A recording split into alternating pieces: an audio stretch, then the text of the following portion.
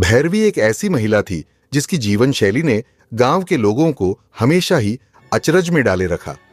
उसका चेहरा सदा गंभीर और आंखों में एक गहरी उदासी का भाव था, मानो उसकी आंखों के पीछे छुपे रहस्य उसकी आत्मा में गहरे तक धसे हुए थे। भैरवी गांव के बाहरी हिस्से में बने एक पुराने वीरान से मकान में अकेली रहती थी, जो गांव के लोगों में भैरवी का मकान के नाम से कुख्यात था।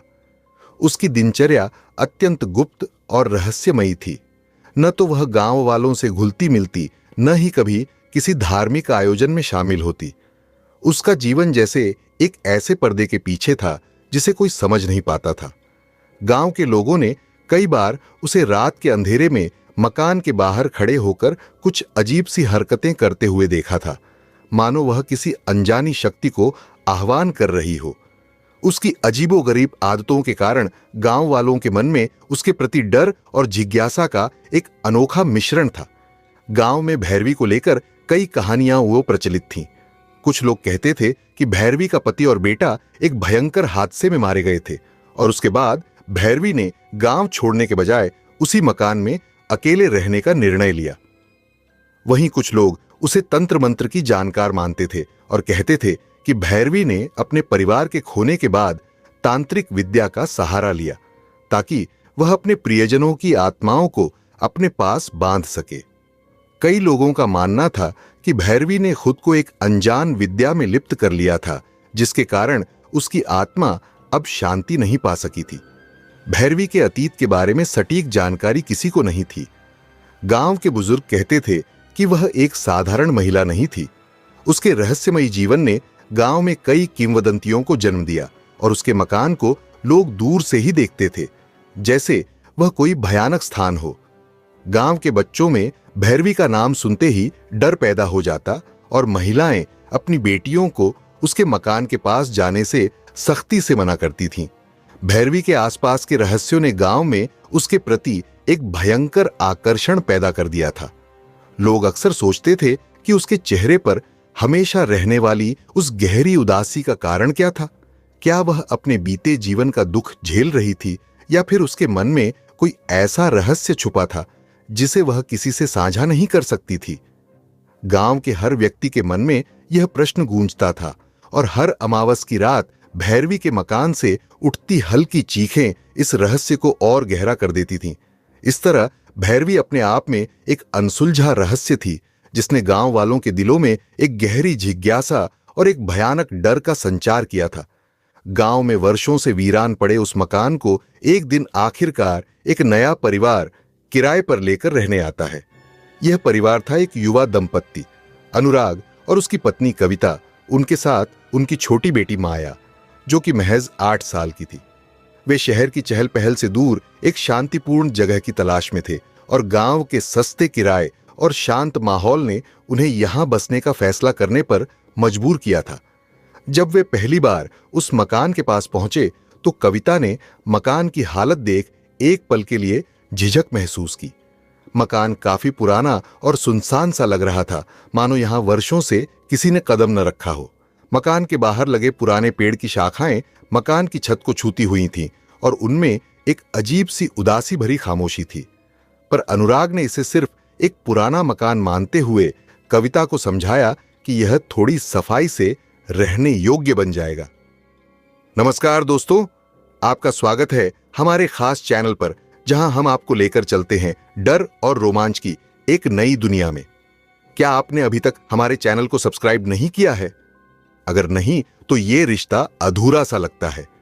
इस रिश्ते को मजबूत करने के लिए हमारा चैनल सब्सक्राइब करें और इस रोचक सफर का हिस्सा बने। यकीन मानिए, एक बार जुड़ गए तो ऐसी कहानियों का मजा मिलेगा जो आपके दिल और दिमाग को झकझोर कर रख देंगी। तो दोस्तों, इस रॉयल परिवार का हिस्सा बनिए और हां, बेल आइकन दबाना न भूले ताकि हर नया वीडियो सबसे पहले आपकी स्क्रीन तक पहुंचे। अब कहानी में आगे। मकान में प्रवेश करते ही माया ने अजीब सा महसूस किया, जैसे मकान की दीवारों में कोई छुपा हुआ दर्द हो। उसकी नन्ही आंखें चारों ओर घूम रही थीं, मानो वह कुछ ढूंढ रही हो। कमरे में रखे पुराने फर्नीचर, धूल से भरे कांच और मकान के कोनों में फैली घुप अंधेरे ने मकान को और भी रहस्यमय बना दिया था। शाम के समय परिवार ने मकान की सफाई की और खाना खाकर आराम करने का सोचा। जैसे ही रात गहराने लगी, मकान के चारों ओर सन्नाटा फैल गया। गांव का माहौल बेहद शांत और डरावना था। दूर कहीं से रात में उल्लू की आवाजें और हवाओं की सरसराहट सुनाई दे रही थी, जो मकान के खामोशी भरे माहौल को और भी डरावना बना रही थी। रात के करीब 12 बजे जब सब सो चुके थे, तभी अचानक मुख्य दरवाजे पर दस्तक हुई। यह आवाज बहुत धीमी थी, जैसे किसी ने बहुत ही हल्के से दरवाजे पर दस्तक दी हो। कविता ने करवट बदलते हुए सोचा कि शायद यह उसकी कल्पना होगी, लेकिन फिर से वही दस्तक सुनाई दी, इस बार थोड़ी तेज और ज्यादा स्पष्ट। कविता ने डरते डरते अनुराग को उठाया और कहा, सुनो, किसी ने दरवाजे पर दस्तक दी है। अनुराग ने उसे समझाया कि शायद यह हवा के कारण हुआ हो, लेकिन जैसे ही वह दरवाजे की तरफ बढ़ा, दस्तक की आवाज फिर से आई। अब इस बार वह और भी डरावनी और साफ थी, मानो कोई दरवाजे के बाहर खड़ा होकर जानबूझकर दस्तक दे रहा हो। अनुराग ने दरवाजे की कुंडी पकड़ते हुए हिम्मत जुटाई और दरवाजा खोला, लेकिन बाहर कोई नहीं था। केवल ठंडी हवा का झोंका उसके चेहरे से टकराया और मकान के चारों ओर गहरा अंधेरा फैला हुआ था। उस ठंडी हवा में कुछ ऐसा था जो अनुराग और कविता के रोंगटे खड़े कर रहा था। उन्होंने दरवाजा बंद किया और वापस बिस्तर पर लौट आए, लेकिन उनके मन में सवाल उमड़ रहे थे। कविता ने घबराते हुए अनुराग से कहा, यह जगह अजीब सी लगती है, ऐसा लग रहा है जैसे यहां कुछ सही नहीं है। उसी रात को माया की नींद भी टूटी। उसने धीरे से अपनी मां से कहा, मां, मुझे ऐसा लगा कि कोई मेरे बिस्तर के पास खड़ा है और मेरा नाम ले रहा है। कविता का दिल तेजी से धड़कने लगा, लेकिन उसने माया को यह कहकर शांत किया कि यह उसका वहम था। लेकिन उस पहली रात की दस्तक ने इस परिवार के मन में डर और असमंजस के बीज बो दिए। वे अब समझ चुके थे कि यह मकान वैसा साधारण नहीं है जैसा वे सोच रहे थे। अगले ही दिन की सुबह जब सूरज की हल्की रोशनी खिड़कियों से अंदर आ रही थी, तो ऐसा लग रहा था कि शायद रात की डरावनी घटनाएं सिर्फ उनका भ्रम थी। कविता ने सोचा कि वे नए मकान में हैं, शायद इसीलिए उन्हें कुछ अजीब लगा हो। लेकिन फिर भी उसके मन में एक अजीब सा डर बसा हुआ था। दिन में सब सामान्य दिखने लगा था। कविता ने घर की सफाई जारी रखी और अनुराग अपने काम में व्यस्त हो गया। माया अपनी मां के पास ही खेल रही थी, लेकिन जैसे ही शाम हुई और अंधेरा फैलने लगा, एक अजीब सी खामोशी घर में छा गई। रात का भोजन करने के बाद सब अपने अपने कमरों में चले गए।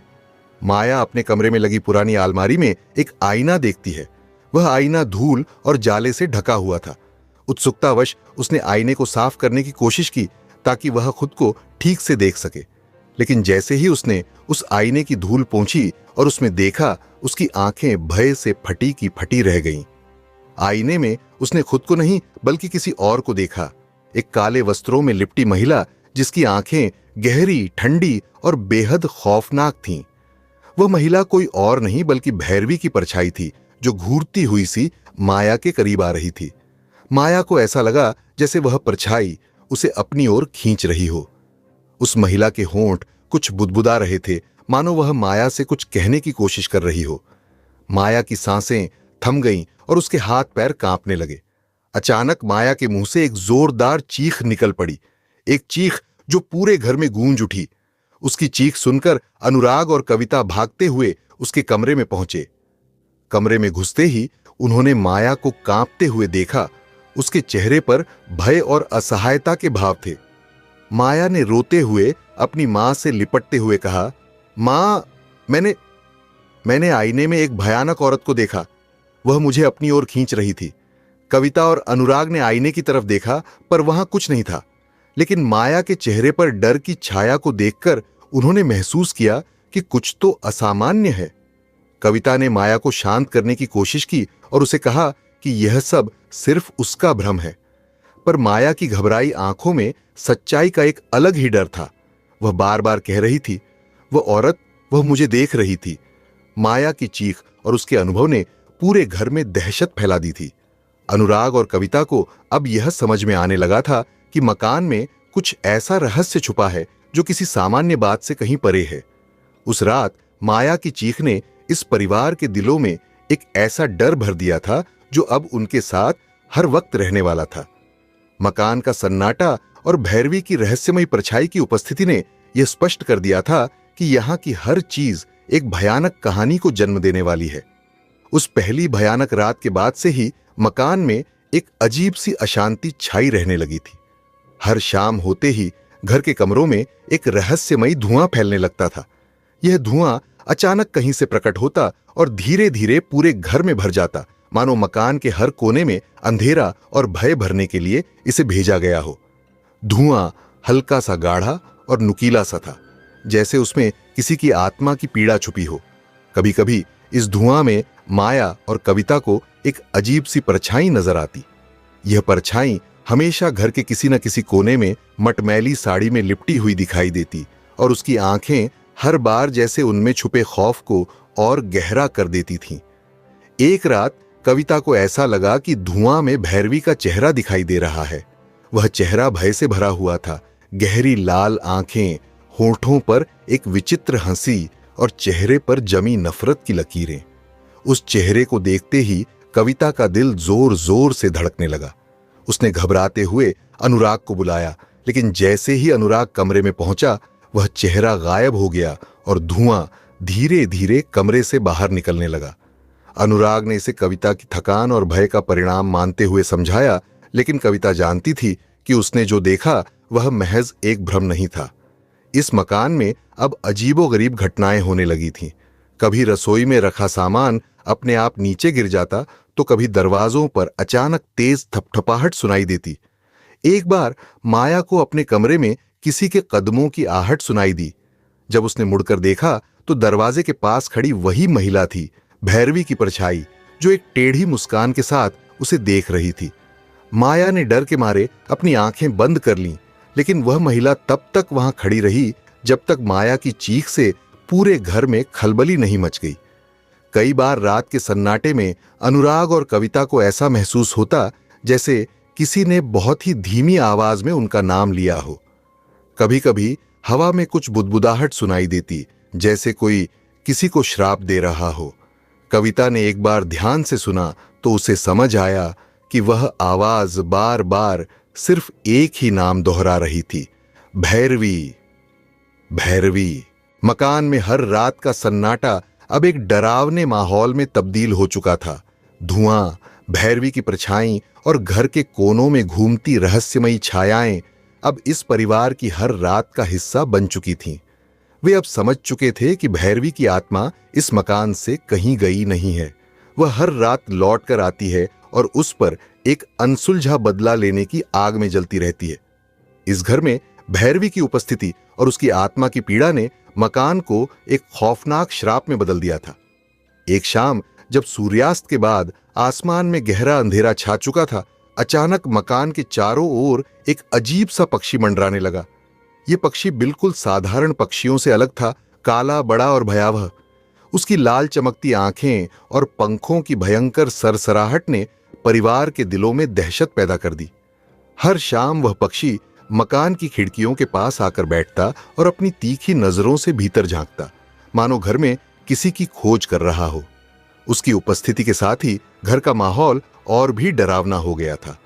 हर रात उस पक्षी की आवाजें, उसकी खिड़कियों पर चोंच मारने की आवाज और पंखों की हलचल घर के शांत वातावरण को तहस नहस कर देती। माया की आंखों में डर साफ दिखाई देने लगा था। वह अक्सर उस पक्षी की भयंकर छवि को अपनी मां को बताती, लेकिन कविता खुद भी यह देखकर असहाय थी। उस पक्षी के आने के कुछ ही दिनों बाद माया की तबीयत अचानक बिगड़ने लगी। वह बिना किसी कारण के बीमार पड़ गई।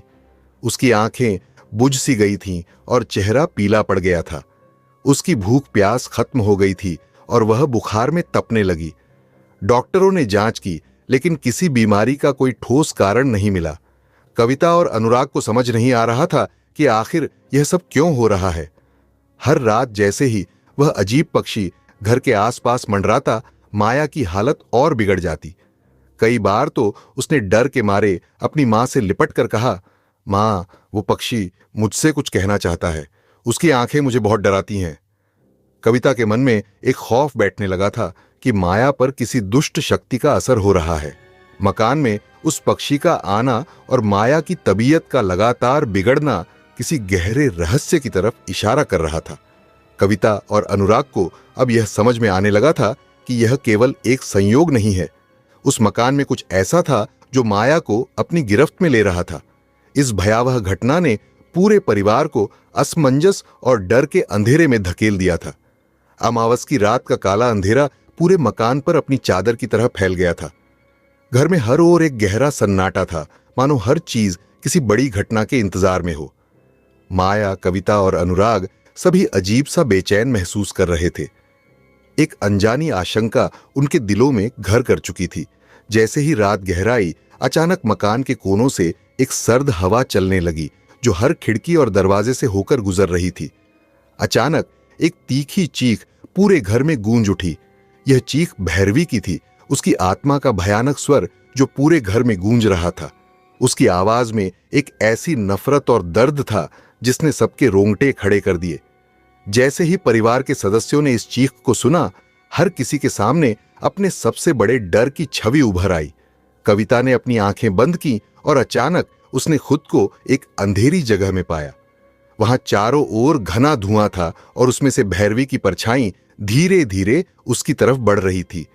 उसके मन में हमेशा से अपने बच्चों को खो देने का डर था और भैरवी की परछाई ने उसी डर को उसकी आंखों के सामने ला खड़ा किया। कविता ने अपने बच्चों को पुकारा, पर उसकी आवाज कहीं गुम हो गई। भैरवी की आत्मा ने उसके डर को और गहरा कर दिया, मानो वह उससे उसके बच्चों को छीनने ही आई हो। अनुराग का सबसे बड़ा डर था कि वह अपने परिवार की सुरक्षा नहीं कर पाएगा। जैसे ही भैरवी की आत्मा ने अपना भयानक रूप धारण किया, अनुराग के चारों ओर मकान की दीवारें गिरने लगीं। उसके पैरों के नीचे की जमीन खिसक रही थी और उसके सामने उसकी पत्नी और बच्चे मदद के लिए चीख रहे थे, लेकिन वह कुछ नहीं कर पा रहा था। भैरवी की आत्मा उसकी बेबसी का मजाक उड़ा रही थी, उसकी आंखों में नफरत भरी हंसी के साथ। माया का डर उसकी आंखों में साफ दिखाई दे रहा था। उसे हमेशा अकेलेपन का डर सताता था। भैरवी की आत्मा ने उसकी इस कमजोरी का फायदा उठाया। माया को ऐसा महसूस हुआ कि वह एक कमरे में बंद है जहां कोई उसके साथ नहीं है। चारों ओर अंधेरा और भैरवी की आंखें उसे घूर रही थीं। उसने अपने परिवार को पुकारा, लेकिन उसकी आवाज कहीं नहीं पहुंची। भैरवी की आत्मा उसकी ओर धीरे धीरे बढ़ी और माया का डर इतना गहरा हो गया कि उसके दिल की धड़कनें तेज हो गईं। अमावस की रात के इस भयावह प्रकट में भैरवी की आत्मा ने मकान के हर सदस्य को उनके सबसे बड़े डर का सामना कराया। उनकी चीखें मकान की दीवारों से टकराकर लौट रही थीं, पर कोई उनकी मदद करने वाला नहीं था। भैरवी की आत्मा ने उन सभी को एक भयानक संदेश दे दिया था कि इस मकान में उसके राज्य को कोई भी नहीं तोड़ सकता।